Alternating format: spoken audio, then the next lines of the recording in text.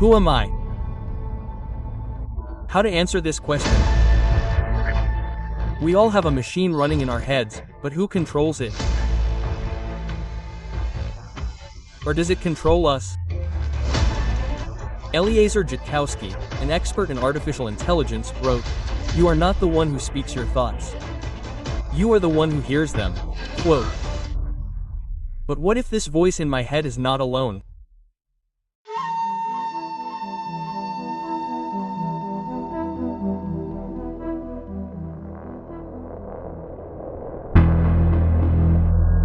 (1981), USA, Florida. A court hearing. A woman is sitting in the dock. Her name is Juanita Maxwell. A shy, quiet mother of two. She worked as a maid in a hotel. She doesn't drink, doesn't smoke. She modestly answers all questions. Yes, sir. No, sir.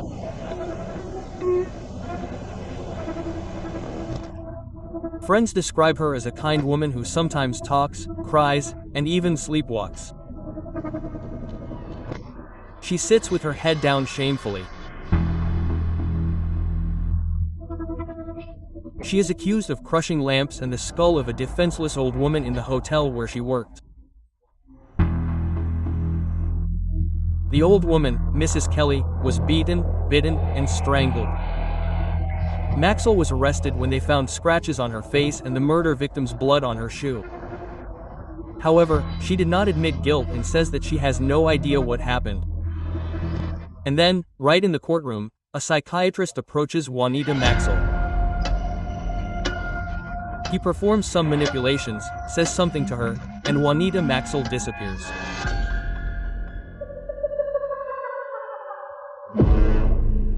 A loud laughter is heard in the courtroom.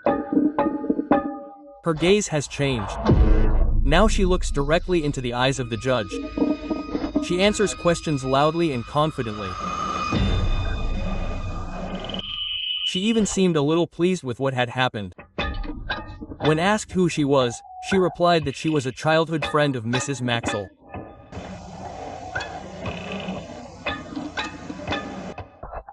Now we have Wanda Weston. And when asked to recount what happened on the day of Mrs. Kelly's murder at the hotel, she answered, Juanita Maxwell lent Mrs. Kelly a pen, and she, in turn, refused to return it. She slammed the door right in Juanita's face. At that moment I appeared. I knocked on the door and entered Mrs. Kelly's room. She told me to leave the room. Then I grabbed the lamp and beat her. So you killed the old lady for a pen? They asked her. The accused replied that she didn't think death was too harsh a punishment for not returning the pen. It's impossible to talk to people these days, she said.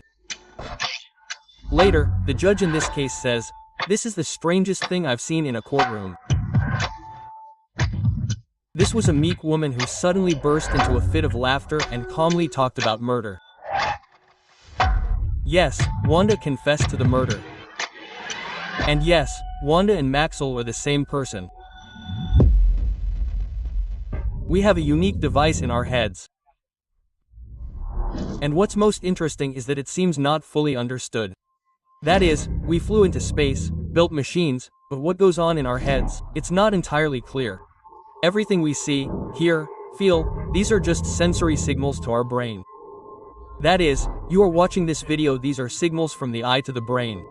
You hear my voice, these are signals from the ear. You hold the phone, these are signals from the hands. When a patient in a mental hospital who suffers from hallucinations sees, say, a spider on the table, he is not able to determine without outside intervention whether it is real. The patient's brain has given him all the sensory information that is necessary. He sees the spider, he hears it, he can touch it and even smell it. The brain has drawn absolutely everything, and for the patient, this spider is absolutely real.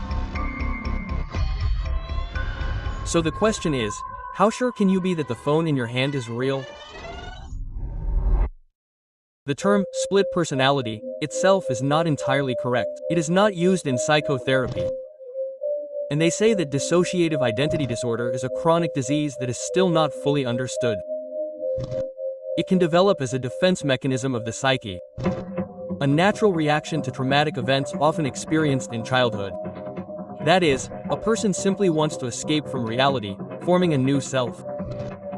Each of these selves can have its own interests, habits, memories, everything. The most famous case is the story of Billy Milligan. He had 24 different personalities in his head. Today, I will not dwell on his story in detail. If you still want to hear it, write in the comments. Dissociative identity disorder is often accompanied by asymmetric amnesia. That is, one personality does not remember what the other did. And another personality can appear at virtually any moment, often during times of intense emotion. One such case occurred in 1990 in the United States, and the split personality manifested itself at the most inconvenient moment. Wisconsin. 29-year-old Mark Peterson and his 26-year-old girlfriend made love in a car right in the parking lot. However, a few days after this date, Peterson was arrested for sexual assault. As it turned out, the dissociative disorder manifested itself in the girl right then. Just imagine, the girl, or rather one of her personalities, suddenly wakes up in a car with another man. Peterson was charged and convicted of second-degree sexual assault. However, the sentence was overturned a month later. Peterson's case was no longer tried in court because prosecutors did not want the girl to experience the stress of another trial. Due to intense emotions in the period between the date and the trial, the number of personalities in the girl's head increased to so many. Let's return to the story of Mrs. Maxwell, convicted of the murder of Mrs. Kelly in hotel. Juanita was admitted to a state hospital, where psychiatrists counted 6 more personalities in her head. Let's meet them. Jennifer. She is described as intellectually sophisticated. She flirts with those around her and claims to be able to control men.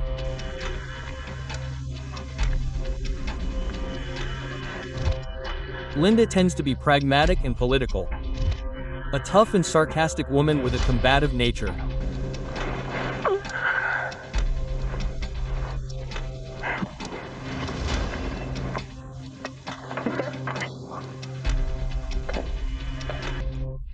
Tomboy Trisha loves to wear blue jeans. She can do everything men do, only twice as well. A matronly middle-aged woman loves to bake cookies. She is the one who takes care of the children. Annie is a gentle child who loves to play with toys. She cries often. And, of course, Wanda, Juanita's strongest personality. She appears to protect Maxwell whenever she feels threatened. Wanda is a tormented child who doesn't trust people. Where did she come from? Psychiatrists at the hospital found out.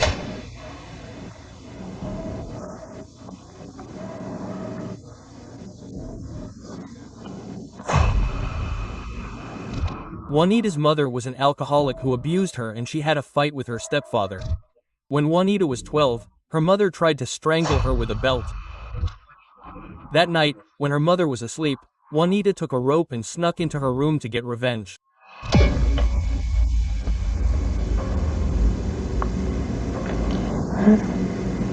No, she hid behind her mother, and just before she put the rope around her mother's neck, she passed out. She woke up under the house, and next to her lay the bodies of 6 murdered little kittens. It was only recently in therapy that Juanita learned what had happened. That's when Wanda appeared. Wanda came out and stopped me from killing my mother. It was Wanda's way of warding off evil by taking out her anger on the kittens. Wanda was her first alter ego, born to survive the abuse. She is the closest to me. She knows the pain I've been through. When Maxwell was arrested for the old lady's murder, she said, "Mrs. Kelly made me angry. She reminded me of my mother when she called me names and hit me. It should have been my mother, not that old lady." Later, doctors decided that it was Wanda speaking. No.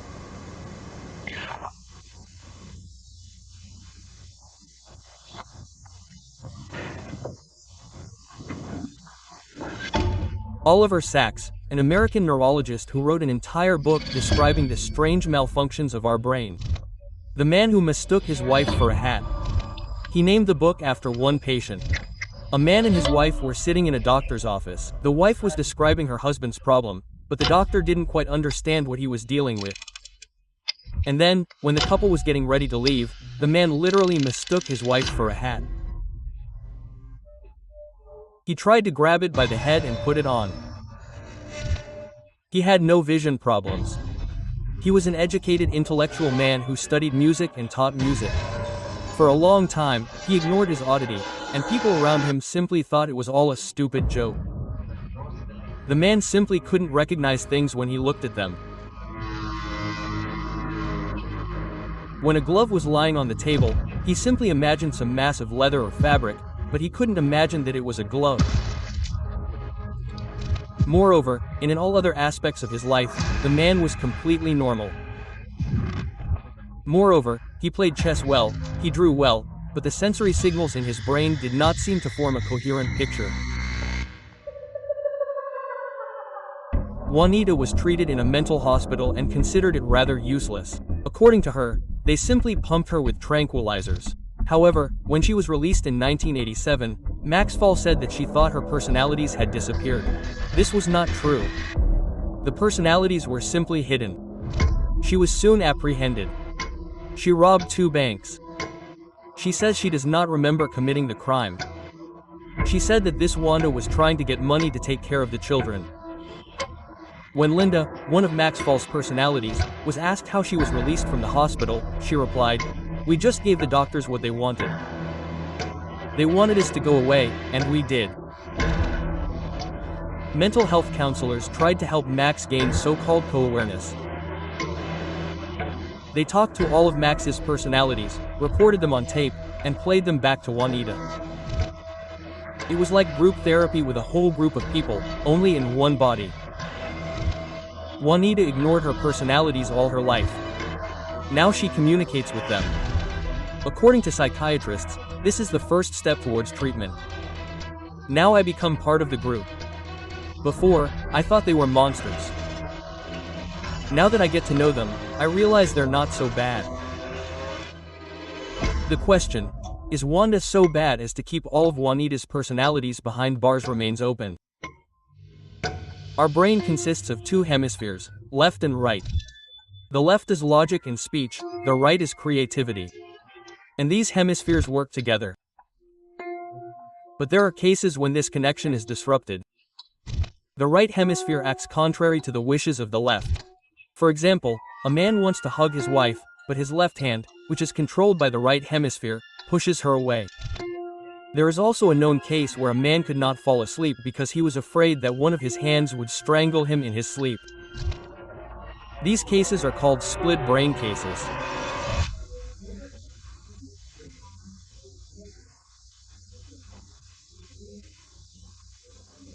Juanita learns to live, communicate, and control all 6 of her personalities.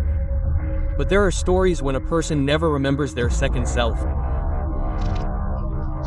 And now I will tell you about another dissociative disorder called dissociative fugue. Jody Roberts was born in 1958 in Oregon, USA. She was an intelligent, independent, but withdrawn child. Since 1981, she worked as a reporter in Washington. All Saturday, May 18, 1985, the journalist was having fun. First in 2 bars, and then at the home of friends. According to reports in the investigative documents, Roberts was in high spirits, but nervous. The weekend passed, and on Monday morning Roberts was not at work appeared. When colleagues were unable to contact her by phone, they went to her home. According to the report, the house was in terrible condition. Complete disarray with clothes and papers scattered throughout the house. There were cat experiments on all floors of the house and a strong odor. A large-scale search began, which did not yield any results. The last significant discovery was Jody's car, which was found.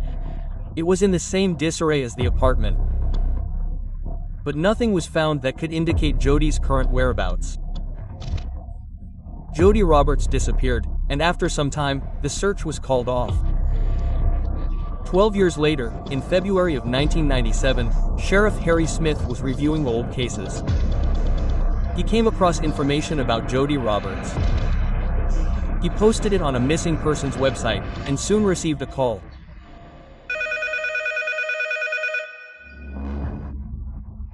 One of Oliver Sacks' patients, a 20-year-old girl, a terrible case, completely lost the feeling of her body. She was admitted to the hospital for surgery to remove gallstones. And a few days before the surgery, she simply lost all feeling in her body.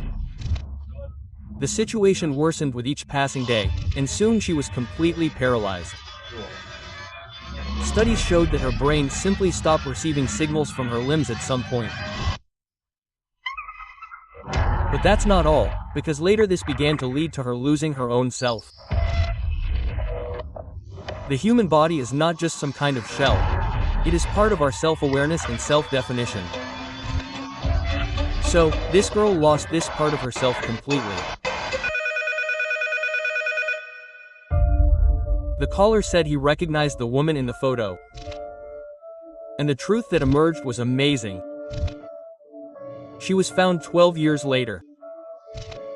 Now her name is Juanita.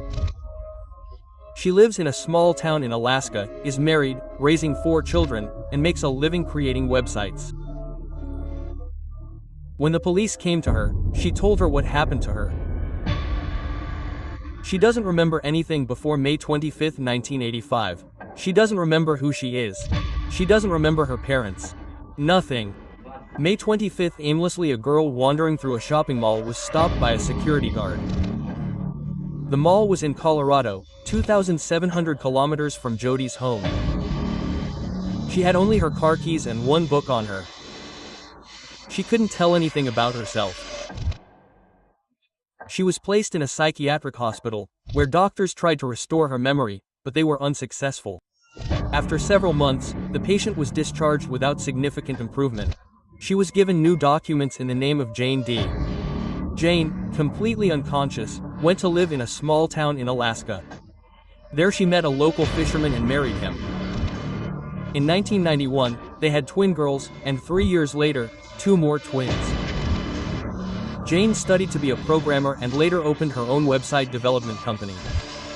She was a happy wife, mother, successful woman, a good businesswoman. Sometimes fragmentary memories appeared in her head, but she could not grasp them. In 1997, she received a call from a detective who turned her settled life upside down. Then the news of Jody Roberts being found 12 years later became a real sensation. The woman met with her parents, sisters and brother, but she didn't remember them.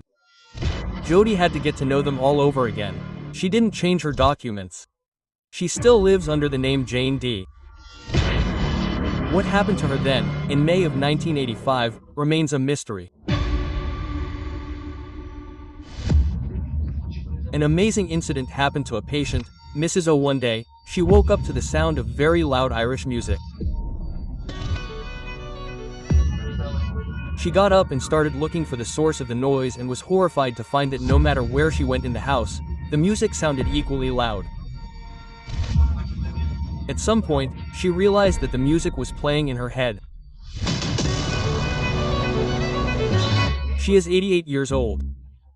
She is not sick, her mind is clear, but the music is playing in her head. The doctor conducted an examination and found that the sound of the music is associated with activity in the temporal lobes of the brain, and later a small hemorrhage was found in the right temporal lobe. This caused the sound of music. And when this clot dissolved, the music stopped. But the question is, why exactly Irish music was playing? The fact is that Mrs. U is from Ireland, and this music is nostalgic memories that were stored in her brain. The doctor describes this case as musical epilepsy. In simple terms, it is a musical auditory hallucination that sent a signal to the brain that something is wrong there. Dissociative identity disorder, caused by maternal violence, destroyed the life of Juanita Maxwell, and Jody Roberts started a new life. But can split personality be useful? Can the second personality be a scientist? Or a talented musician, or, say, a successful athlete? Herschel Walker, an American football player who played in the National Football League for 12 seasons. As a child, Walker was overweight and had speech impediments. He believed that dissociative disorder began to develop in him precisely then, as a mechanism overcoming difficulties. One of his personas, he said, was a highly motivated warrior, which influenced his football career and physical fitness. Another persona, a hero, was his public face. For years, he dealt with this disorder without really understanding what it was. He claims he doesn't even remember winning the Heisman Trophy, the award given to the most outstanding player.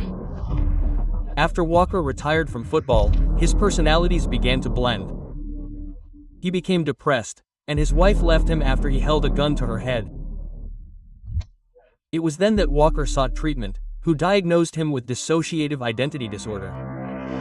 Henry Gustav Mollis was born in 1926 in Kentucky. As a child, he suffered a head injury. He began experiencing epileptic seizures at the age of 7. In 1953, when he was 27, he underwent surgery.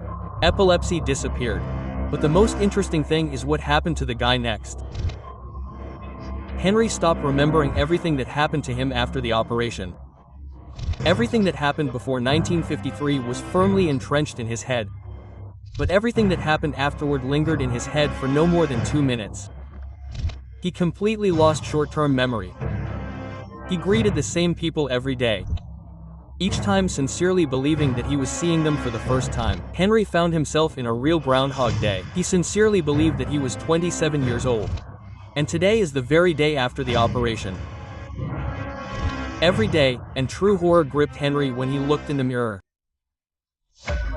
However, this horror did not last long, because 2 minutes passed, and he forgot this horror too. Henry loved solving crosswords, and he easily coped with words that were invented before 1953. He had no luck with new words. Despite all this, he lived a long life and left this world in 2008. Who am I? Who am I? My name is Artyom Chernets. Subscribe to this channel. New story coming soon. I am you. You are me. And we don't need anyone else. Am.